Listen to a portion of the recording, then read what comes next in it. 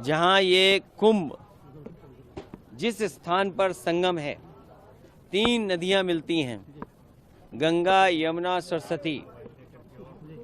हमारी यही कामना है कि सौहार्द, सद्भावना और सहनशीलता बनी रहे। महाकुंभ के आयोजन में ये पौराणिक है कि बिना बुलाए और अपने आप सब लोग आते हैं। अपनी व्यक्तिगत आस्था है उनकी सबकी। आज हमें भी मौका मिला है। मैं आज महाकुंभ में स्नान कर करके जा रहा हूं। मैंने 11 डुबकी लगाई हैं। सर, योगी जी ने कहा यूपी का बंटवारा नहीं होना चाहिए, क्या कहेंगे आप? देखिए, बंटवारे और नकारात्मक राजनीति के लिए जगह नहीं है। आज कुंभ का तो यही संदेश होना चाहिए, सकारात्मक संदेश होना चाहिए। और आज के दिन यही संकल्प हो कि जब कभी भी हमें याद आए कुंभ, तो हमें सौहार्द, सद्भावना और सहनशीलता हमेशा बनी रहे।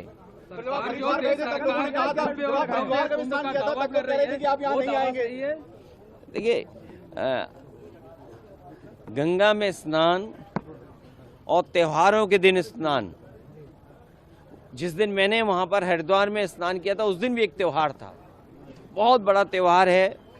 भारत देश के लोग कोने कोने में अलग अलग नाम से इस त्योहार में शामिल होते हैं।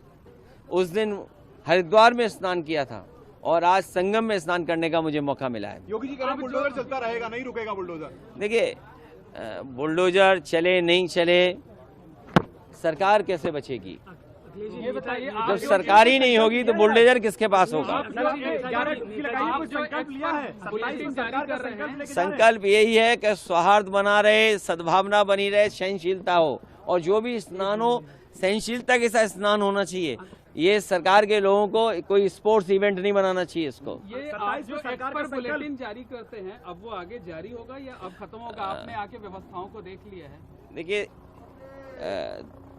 समाजवादी सरकार में भी और पहले भी नेताजी को भी और हम लोगों को भी कुंभ के आयोजन को करने का मौका मिला था। जो उस समय कुंभ हुआ था, कम संसाधन में सरकारें अलग अलग थीं। यूपी में सरकार दूसरी पार्टी की थी, समाजवादी पार्टी की थी। दिल्ली में सरकार दूसरी पार्टी की थी। लेकिन उसके बावजूद भी कम संसाधन में 800 और 1300 करोड़ में वो महाकुंभ या कुंभ से जो 12 साल बाद होता है वो कुंभ कराया गया था। सर, पहले और आज तो सुनने में आ रहा है कि 7,000 करोड़ 10,000 करोड़ खर्च हो रहा है। अगर यहाँ लोगों को असुविधा हो रही है चलने के लिए, मैंने खुद अपनी आंखों से देखा है कि बुजुर्ग, जो महिलाएं हैं, जो पुरुष हैं, वो कितनी दूर से चल करके आते हैं। अगर आप कुंभ में इतने 1000 करोड़ रुपए खर्च कर रहे थे तो कम से कम बुजुर्गों के लिए कोई ऐसी व्यवस्था होती जो बुजुर्गों को ज़्यादा पैदल नहीं चलना पड़ता। और फिर जैसे हम हैं वीआईपी या और हैं वीआईपी या और सम्मानित लोग जब आएँ तो कम से कम व्यवस्था ऐसी होनी चाहिए, पूरे कुंभ को पता लगे कि हाँ, आज कोई वीआईपी आया जिसकी वजह से ये व्यवस्थाएं बहुत अच्छी चल रही हैं। मतलब आप डुबकी लगाकर भी निशाना साध रहे हैं? नहीं, देखिए, डुबकी लगाकर भी सियासी निशाना साध रहे हैं। अरे भाई, ये बताओ, माँ गंगा के किनारे लोग झूठ बोल रहे हैं। और मैं तो आपसे कहूंगा, देखिए, माँ गंगा के किनारे न जाने कितनी बातें कही जा रही हैं, वो क्या सच हैं? लेकिन अगर आयोजन 1300 करोड़ में अच्छा हो सकता है, 800 करोड़ में अच्छा हो सकता है, तो 10,000 करोड़ में, 7,000 करोड़ में कितना अच्छा हो सकता है। उसमें तो न कोई ट्रैफिक की दिक्कत होती, न कोई पानी की दिक्कत होती, न साधु संतों से बिजली का बिल लिया जाता या उनको असुविधा होती, या जो चीज़ें महंगी हैं वो भी सस्ती होती। अरे, इतना कुछ हो सकता था 10,000 करोड़ में। और फिर तो दिल्ली की सरकार भी उनकी है और वो भी अर्थव्यवस्था कहाँ पहुँच रही है, तो 10,000 करोड़ और मांगने चाहिए। हमारी मांग है उत्तर प्रदेश सरकार को दिल्ली सरकार 10,000 करोड़ और रुपए दे, जिससे, हाँ, महाकुंभ के आयोजन के लिए, जिससे यहाँ की ट्रैफिक व्यवस्था अच्छी हो, बुजुर्ग हों, महिलाएं हों, बच्चे हों, उनको बहुत दूर से अपने सर पर, अपने कंधे पर सामान रख करके न लाना पड़े, कोई सुविधा हो जिससे यहीं पर आ जाएं। और साथ ही साथ दिल्ली सरकार जहाँ बजट दे 10,000 करोड़, और वहीं ये जो किला है वो भी उत्तर प्रदेश सरकार को दे दे। सर ट्रैफिक जाम में क्योंकि आप यहाँ देखते तो हैं क्या? यहाँ आपके तो ट्रैफिक यहाँ जाम में परंपरा फंसते ये है कि लोग दान कर करके जाएं।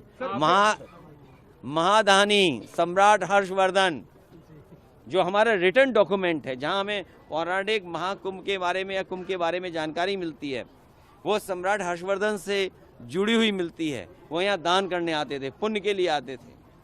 हम भी आज आए हैं, डुबकी लगाए हैं, सौहार्द हो, सद्भावना हो, सहनशीलता बनी रहे, लोगों की खुशहाली हो, जनता का कल्याण हो, हमारा देश तरक्की करे, समाज आगे बढ़े, हमारा गणतंत्र मजबूत हो, ये सब चीज़ों को लेकर के यहाँ पर नेताजी की जो